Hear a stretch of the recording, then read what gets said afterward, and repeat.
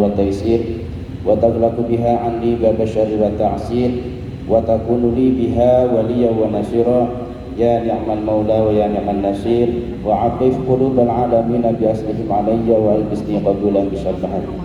أما بعد.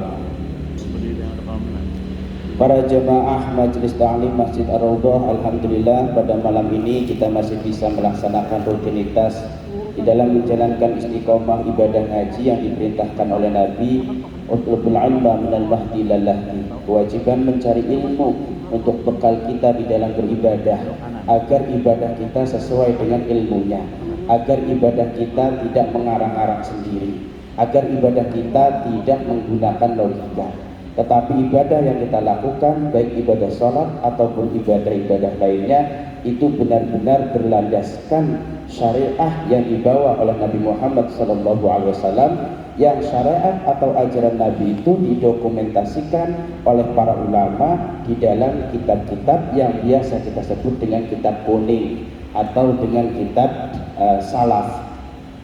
Sehubungan sudah mendekati bulan haji, di mana di dalam bulan haji ada beberapa ibadah yang perlu sekali kita ketahui.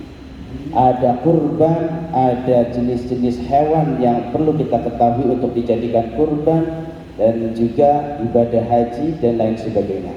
Oleh karena itu saya akan membahas tentang pertama kali yang akan kita bahas adalah bab pertama tentang yang berkaitan dengan haji. Bismillahirrahmanirrahim. Al-at'imah, membahas tentang makanan.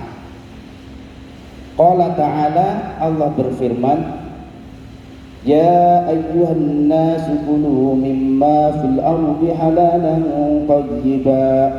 Wahai manusia, makanlah olehmu apa-apa yang ada di bumi yang halal dan yang baik. Jadi poinnya itu yang halal dan yang baik. Kemudian Allah berfirman, wa kulu mimma razaqakumullahu halalan thayyiban. Dan makanlah dari apa-apa yang telah Allah rizkikan kepadamu yang halal dan yang baik. Poinnya dua, halal, baik. Dan Allah berfirman, wa yuhillu lahumut thayyibati wa yuharrimu alaihimul khaba'is. Allah menghalalkan yang baik-baik dan mengharamkan yang menjijikan atau yang buruk-buruk. Dari tiga ayat di sini kemudian ulama menijtihadi kriteria makanan, kriteria hewan yang halal ataupun yang haram. Poinnya adalah fakullu thayyibin halalun. Setiap sesuatu yang baik, baik menurut kesehatan, baik menurut badan, baik untuk dikonsumsi, baik untuk dimakan, rasanya enak, halalun, itu halal. Ini poin pertama.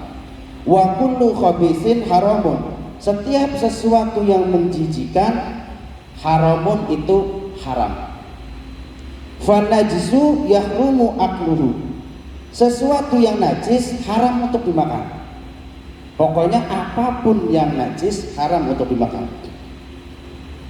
Wa tahiru yahillu akluhu. Sesuatu yang suci halal untuk dimakan. Illa ma sayati, kecuali di bawah ini. Suci tapi haram untuk dimakan. Suci tapi haram untuk dimakan. Yang pertama, al-adamiyu, manusia.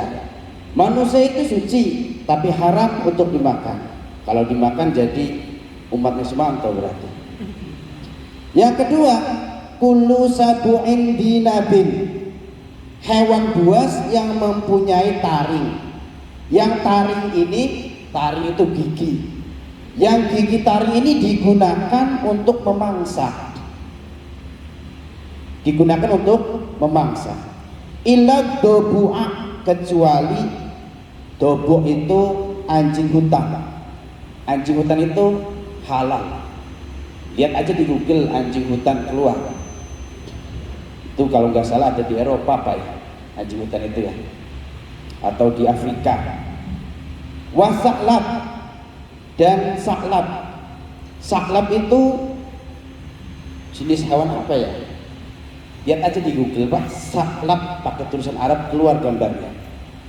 Itu saklab itu Musa. Kalau dulu saya memaknai di pesantren itu Musa, halal itu. Tapi biar jelas saklab itu apa, lihat di Google zaman sekarang.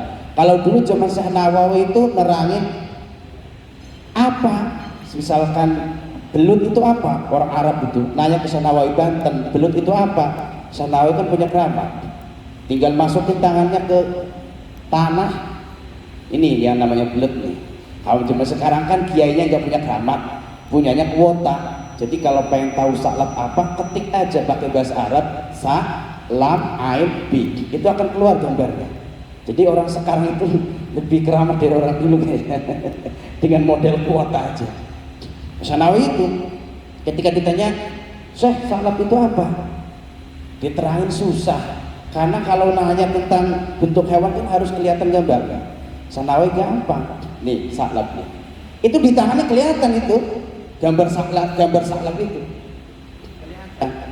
Sanawi pernah debat dengan salah satu Habib, debat kata Habib, kiblatnya sebelah sini, kata Sanawi sebelah sini. Itu Sanawi nggak usah panjang-panjang ngomong, tinggal dirogoh itu ya Pak, ininya nih, temboknya bolong kelihatan Ka'bah. Itu kan orang dulu. Saklab itu Musa. Wal yarbu'a, dan yarbu itu tikus hutan. Itu di Afrika kayaknya banyak. Sejenis tikus, hewan mirip tikus tapi nggak jijik, nggak menjijikan. Adanya di hutan. Kalau tikus rumah haram itu Pak, khobais termasuknya, menjijikan. Ada yang doyan tikus rumah, direndam. Faminas sabu'i al-muharrami, hewan buas yang diharamkan diantaranya al-asad, singa. Singa itu haram. Wadabu, serigala, haram serigala. Walfil, gajah. Kalau gajah halal, kurban gajah kayaknya kebagian senegara itu. Walkirot, kerak, haram. Wabnu awa itu serigala hutan, itu haram karena buas, ada taringnya dan memangsa. Walhiratu, dan kucing, haram kucing. Kullu toirin di mihlabin, setiap jenis burung, dalam istilah ilmu ininya apa ya, hewan burung apa, jenis burung itu, jenis hewan apa itu Pak? Hah?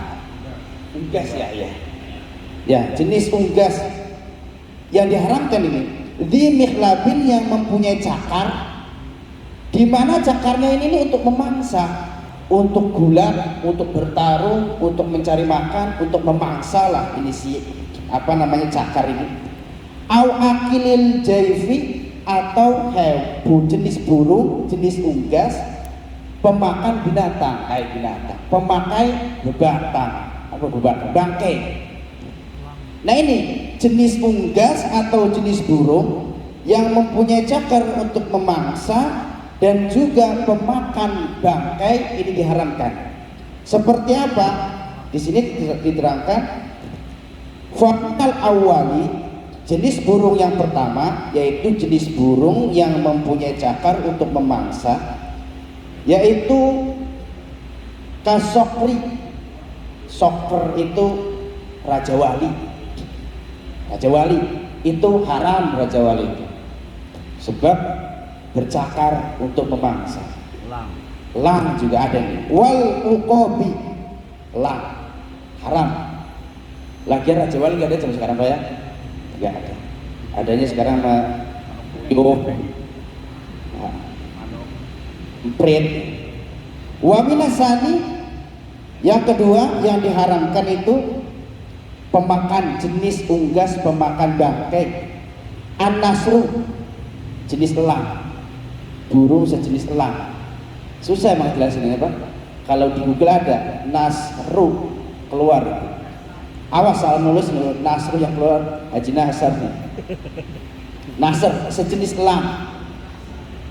Ada burung nasar. Oh ada. Oh itu bahasa sini ya. Iya pakai bangkai. Oh burung nasar namanya ya. Oh. Jadi sini bahasa Arabnya an-nasr. Oh gimana? Wal ak wal ak burung ak. Kalau dulu saya di pesantren itu memaknainya apa? Lauk. Dauk.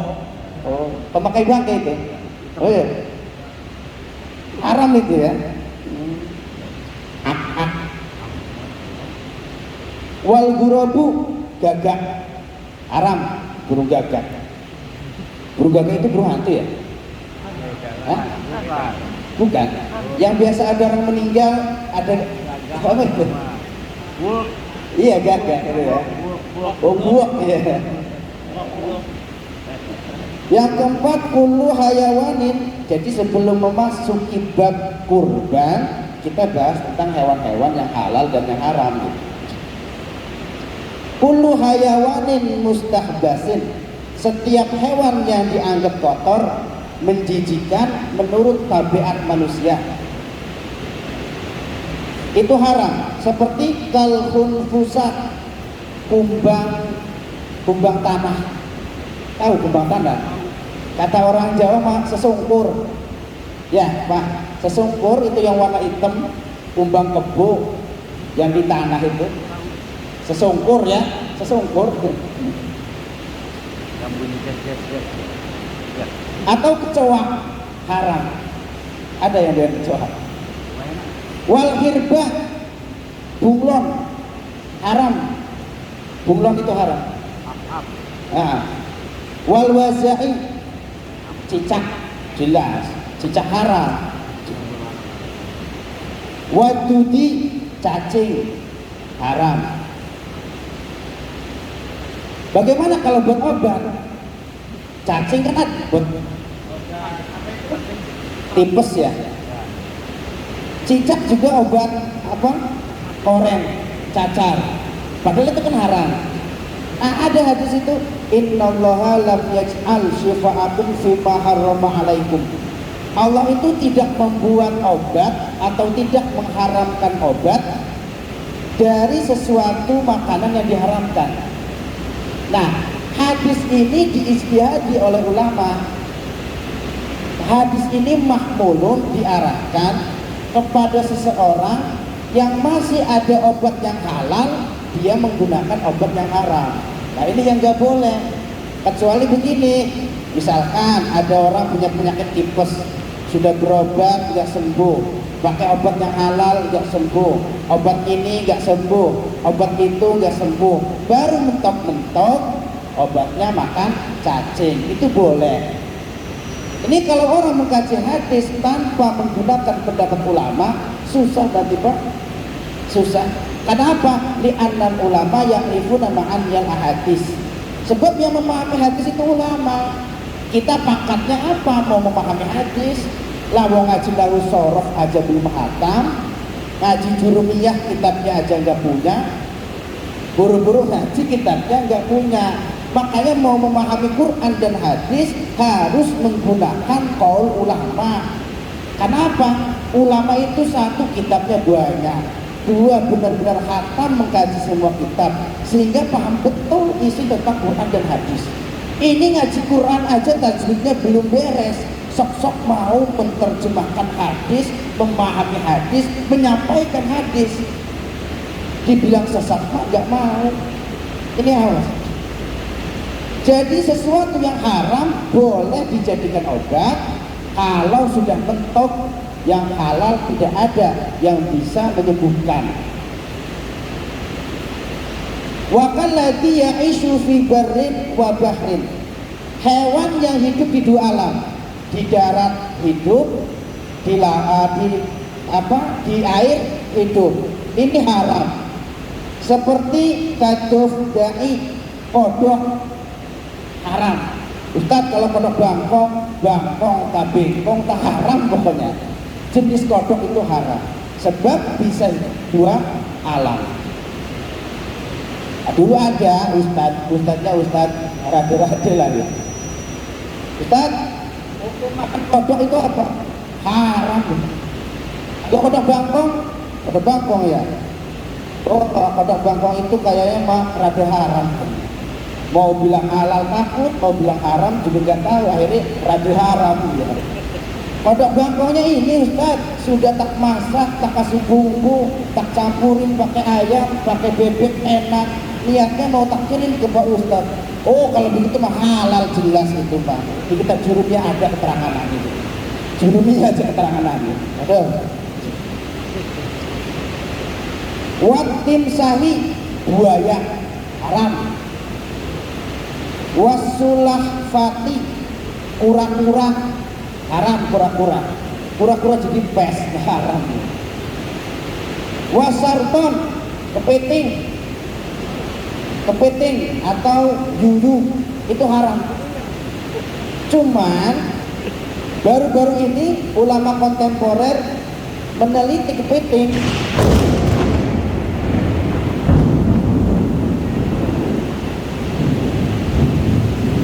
Ulama meneliti kepiting. Jadi kepiting itu ternyata katanya Pak, hidupnya tidak bisa di dua alam. Hidupnya bisanya hanya di air. Cuman kepiting itu bisa menyimpan air di insan ya, dan bisa menampung air yang untuk bertahan hidup di darat, tapi tidak lama. Jadi nanti kalau udah habis lari lagi ke air, nanti nampung air buat sementara hidup di darat. Sehingga kepiting ini dikategorikan hewan yang hidup di satu alam, yaitu air. Sehingga ulama memperbolehkan kepiting. Berhubung ini kitab klasik Pak, ini kitab klasik, kayaknya tidak diteliti secara detail. Cuma dilihat, wah ini kepiting di air hidup, di darat hidup, langsung diputuskan hewan yang hidup di dua alam hukumnya haram. Tapi baru-baru ini kan ada ulama peneliti, ilmuwan yang meneliti tentang kepiting itu sebenarnya tidak bisa hidup di darat. Kepiting itu kalau sekarang kan rajungan boleh, termasuk saya sendiri membolehkan memakan kepiting, karena dalam itu al-kauniyah muqaddamun ala ala pendapat salaf. Kauniyah itu sains.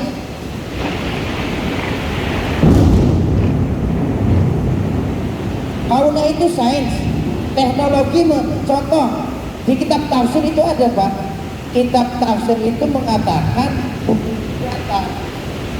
Ada di kitab tafsir bumi itu datar. Tapi ulama kontemporer dengan teknologinya dia melihat bumi ini bulat. Nah, dalam kaidah fikih yang ditulis oleh Imam Syafi'i, apabila bertentangan dalam masalah kauniyah, dalam masalah sains, dalam masalah teknologi, maka ulama zaman sekarang lebih didahulukan daripada ulama zaman dahulu. Ini kalau dalam masalah sains. Kenapa? Teknologi itu berkembang, semakin canggih, itulah yang semakin didahulukan daripada ilmuwan zaman dahulu. Tapi kalau masalah ubudiyah, ulama salaf yang didahulukan. Misalkan ulama zaman dahulu sholat begini, ada ulama sekarang sholat itu misalkan begini, maka ulama dahulu yang kita ambil. Karena apa? Ulama dahulu masanya masih dekat dengan Rasulullah, dengan para sahabat, dan dengan para tabi'in. Tentu lebih tahu bagaimana cara ubudiyahnya Rasulullah dibandingkan dengan orang sekarang yang masanya itu sudah jauh. Tapi kalau masalah teknologi, sains, yang didahulukan adalah ulama kontemporer, ulama sekarang. Nah, makanya saya sepakat kalau kepiting itu halal. Karena yang kedua doyan juga saya pasal kepiting. Kalau nggak doyan mah saya haramkan. Kullu ma umira bi qatlihi kahinatin. Hewan yang diperintahkan untuk dibunuh. Ada hewan yang sunnah untuk dibunuh, maka memakannya juga haram. hewan yang diperintahkan oleh syariat untuk dibunuh, maka untuk memakannya juga haram. Contohnya kahitatin, kayak burung hitah. Hitah itu sejenis burung hantu, tapi agak kayak gagak. Hitah itu. Wafaratin, tikus. Tikus itu diperintah oleh syariat untuk dibunuh. Makanya beli racun tikus itu gak apa-apa. Yang penting buat racun tikus. Kalau buat racun tetangga mah jangan. Haram. Wahayatin, ular. Hayah, ular itu diperintah oleh syariat untuk dibunuh. Sehingga memakannya juga haram. Zaman sekarang banyak, Pak. Katanya di rumah-rumah ular, artis biar tenar ular dimakan. Jadi sakti juga, itu sakti, ratu bloon namanya itu, ular dimakan, itu haram. Di kitab tafsir itu, tafsir Sawi, hasyiahnya tafsir Jalalain, ada kisah itu tentang ular. Jadi ketika Nabi Nuh dan umatnya berbondong-bondong naik ke perahu, hujan turun lebat. Itu kalajengking sama ular baru sadar bahwa omongan Nabi Nuh ini benar. Nabi Nuh ini adalah Rasul. Omongannya akan turun bandang banjir besar benar. Sehingga kalajengking sama ular ini ngejar-ngejar perahu Nabi Nuh. Nangis-nangis mohon-mohon kepada Nabi Nuh, Nuh tolong izinkan saya buat masuk ke kapal Anda, saya iman kepada engkau. Kata Nabi Nuh, enggak lah, kalau kamu saya izinkan masuk ke kapal saya, nanti umat saya kamu gigit, nanti umat saya kamu sakiti. Kata kalajengking sama ular, saya berjanji jika ada makhluk yang menyebut nama engkau Nuh, maka tidak akan saya gigit. Makanya dijadikan dalil oleh ahli hikmah, kalau orang dulu itu kalau masuk ke hutan atau bertemu dengan ular, bertemu dengan kalajengking, itu baca salamun ala nuhin fil alamin, salamun ala nuhin fil alamin, salamun ala nuhin fil alamin. 3 kali tambahi inna kadzalika najzil muhsinin. Itu insya Allah ular gak bisa ngegigit. Kenapa? Sudah perjanjian ular dengan Nabi Nuh, apabila ada seseorang atau ada makhluk yang ketika bertemu dengan aku kemudian dia menyebut nama engkau Nuh, maka tidak akan aku gigit. Akhirnya dengan perjanjian itu ular dan kalajengking dipersilahkan untuk masuk kapal Nabi Nuh, dan umat Nabi Nuh yang ada di kapal itu tidak ada yang digigit. Nah, coba buat atraksi, Pak, buat nandingin limbat, ada ular salamun ala nuhin fil alamin 3 kali. Tapi kalau digigit jangan nyalahin saya, Pak. Berarti keyakinan Bapak lemah itu. Kalau keyakinannya lemah, walaupun satu Al-Quran dibacakan tetap aja. Beda dengan orang dulu. Orang dulu itu bisa bismillahirrahmanirrahim jadi jimat sapu jagat. Di atas air bisa jalan hanya dengan bismillah. Karena keyakinannya mantap.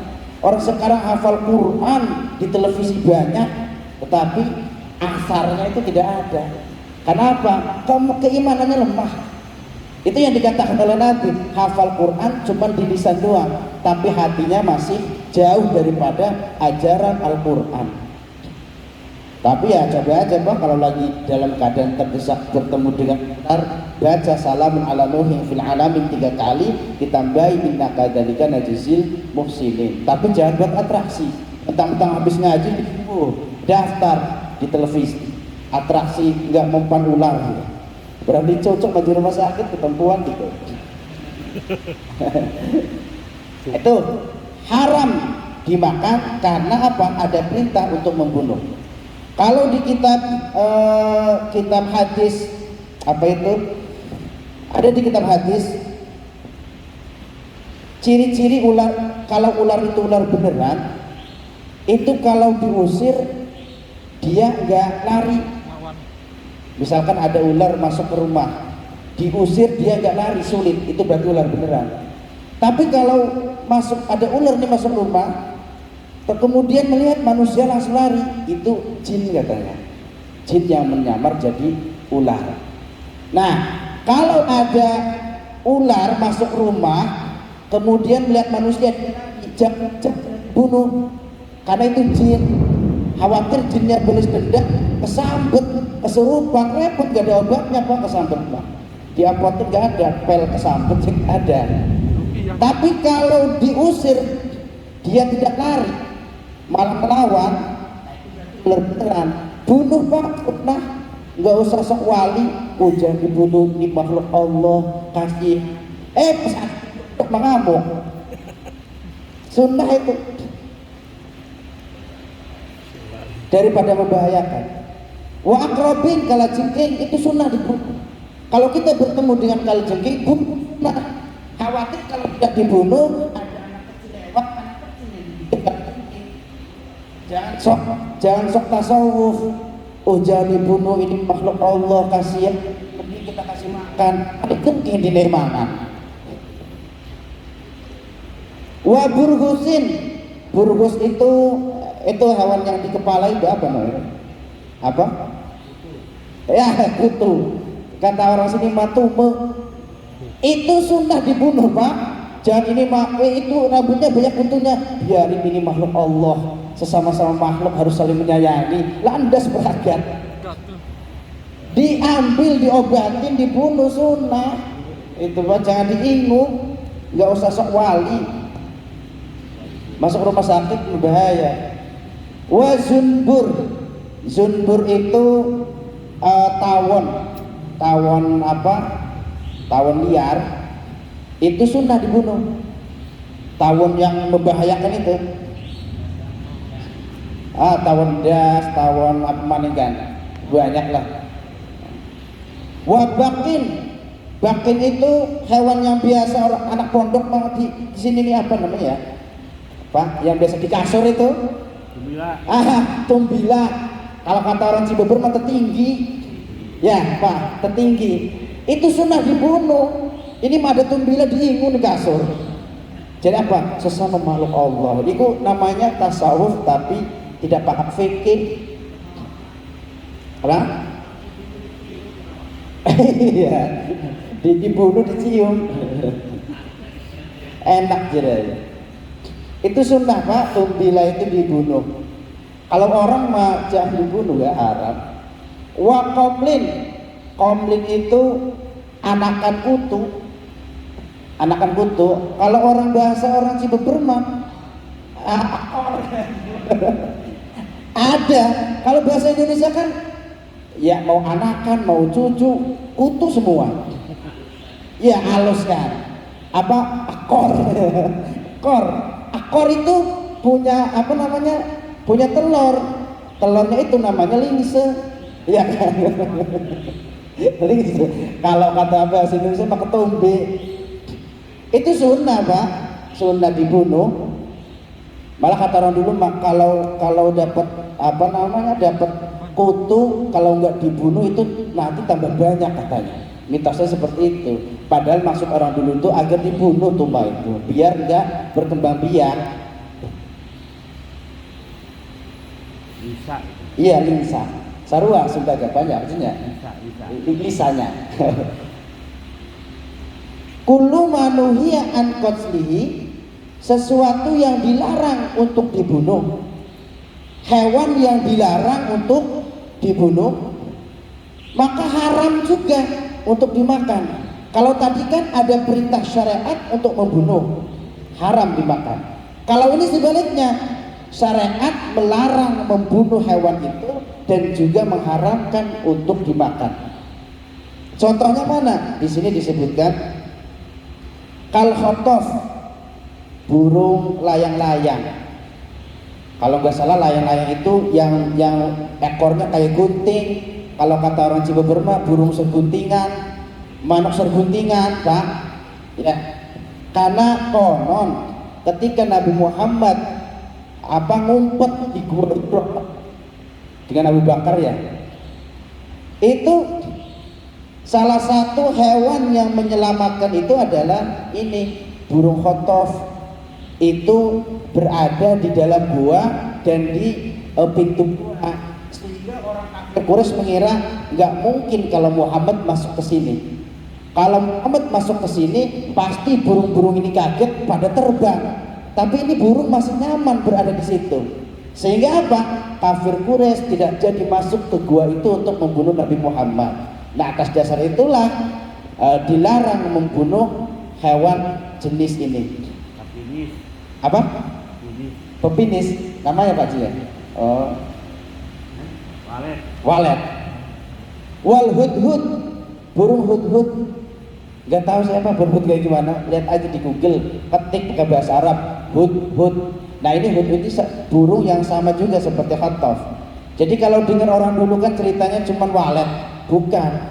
Banyak burung-burung yang ketika itu berada di gua itu untuk menyelamatkan Nabi Muhammad, mengelabui orang-orang kafir. Andaikan Muhammad masuk ke gua ini, pasti burung-burung itu tidak akan ada di situ, kaget pada terbang. Salah satunya ini hudhud. Wal khufash, kelelawar. Kelelawar khufas itu sama. Kelelawar juga menyelamatkan Nabi. Jadi dalam gua itu ada kelelawar. Apalagi khotaf wal bumi, buak. Apa buak itu? Burung buak. Burung hantu ya, yang kepalanya bulat, tanya bulat, gede, yang bisa muter itu tuh. Burung buak. Itu dilarang untuk dibunuh dan haram untuk dimakan. Burung buak ya. Kokok beluk kata orang Jawa ya. Kokok beluk. Ya itu Pak, bisa tanhirnya kan. Burung kokok beluk. Wal baydai, bio. Burung beo. Burung beo itu haram dibunuh, haram dimakan. Iyalah, mending diingu Pak, mahal burung beo. Diajarin assalamualaikum. Wa taus, burung merak, haram dibunuh, haram dimakan. Kalau tadi kan sunnah dibunuh, haram dimakan, kayak kalajengking segala. Wan nahli, lebah. Lebah itu Pak haram dibunuh. Lebah, tahu lebah? Yang ada madunya itu. Iya, kalau orang sini itu tawon perompong. Ya Pak, tawon perompong. Itu tidak boleh dibunuh. Yang boleh dibunuh itu tawon buah. Boleh, sunnah. Karena kalau lebah itu nggak menyakiti.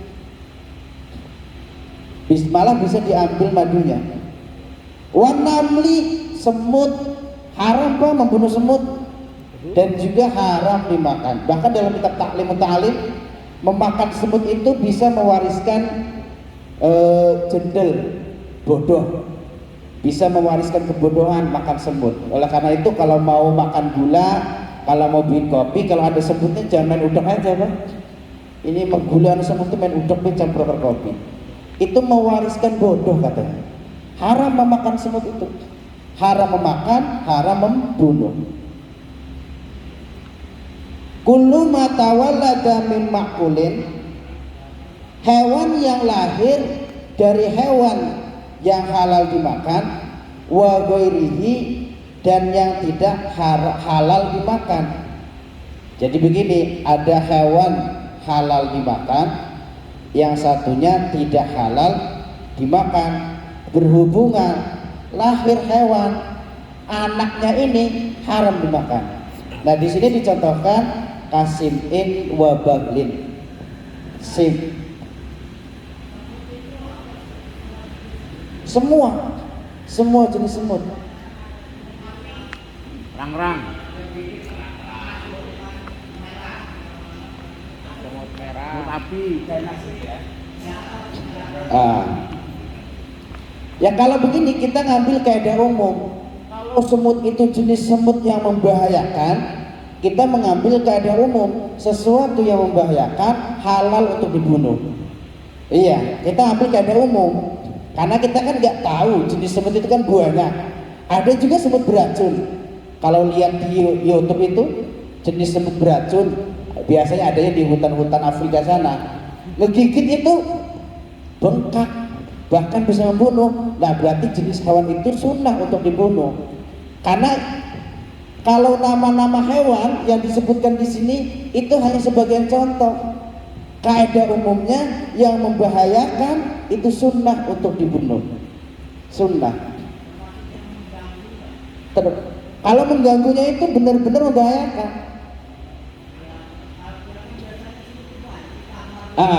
Nah itu haram Pak, haram. Itu sebenarnya bukan mengganggu sih. Kalau diusir. Iya sebenarnya lewat. Justru itu Pak yang bikin pahala sebenarnya kalau kita sabar. Karena seperti itu nggak membahayakan. Lah kalau begitu sarannya aja diambil biar pada terusir. Yang tidak boleh itu membunuh. Apa itu kan membunuh namanya? Diusir aja pakai sapu kan bisa, pakai sapu. Itu kalau dibunuh haram. Karena di sini nih bukan yang mengganggu Pak, yang membahayakan. Ini yang harus dibunuh. Kalau sekedar mengganggu, manusia juga sering mengganggu sebenarnya. Jadi kita dikasih akal punya cara bagaimana agar semut ini tidak terbunuh. Minimal kita usir gitu. Atau dikasih kapur ajaib biar nggak datang-datang lagi. Kalau bisa berpakai baygon membunuh namanya Pak. Jangan dibunuh lah semut Pak. Ada wali, salah satu wali yang konon riwayatnya ini nih jadi wali itu gara-gara selama hidup belum pernah membunuh semut. Ketika nyuci piring ada semut ditiupin satu-satu. Ya ini masih sekedar cerita. Saya sendiri gak bisa kayak gitu. Itu dikrotek Wali Husain itu. Konon Wali Husain itu amalannya itu adalah amalan yang paling diridhoi oleh Allah sehingga menyebabkan Wali Husain itu jadi wali itu. Selama hidup belum pernah membunuh semut. Pekerjaannya nyari kayu dijual ke Banten Lama. Itu kayu kan pasti banyak semutnya.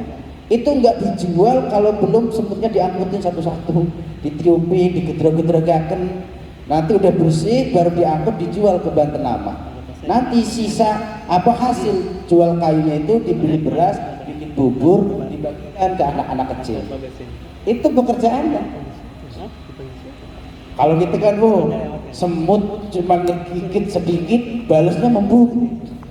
Kata manusia, salah kamu kenapa ngegigit? Kata semut, saya cuma ngegigit sedikit, nggak sampai masuk rumah sakit. Apa berarti membunuh? Sebenarnya jahat itu manusia, bukan semut. Semut itu hanya menggigit sedikit, gater, paling juga 5 menit hilang. Lah ini membalasnya membunuh. Lebih kejam siapa itu, semut atau manusia? Tawon lebah cuma ngegigit sedikit, tapi manusia belasnya dibunuh hantek tekambennya.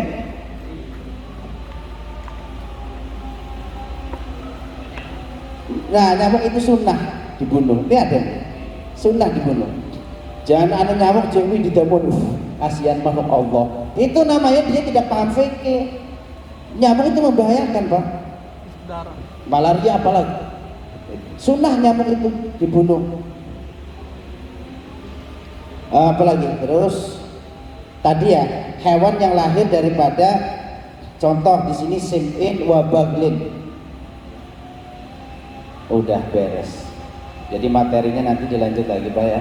Masih banyak, belum ke bab kurban, belum cara penyembelihan hewan kurban. Karena zaman sekarang banyak orang menyembelih hewan kurban asal-asalan. Kelihatannya halal, jadinya haram kalau menyembelihnya tidak sah. Nanti akan dibahas insya Allah minggu depan. Namanya juga ngaji kilat kan. Saya harus cepet ngomongnya biar materinya beres. Assalamualaikum warahmatullahi wabarakatuh.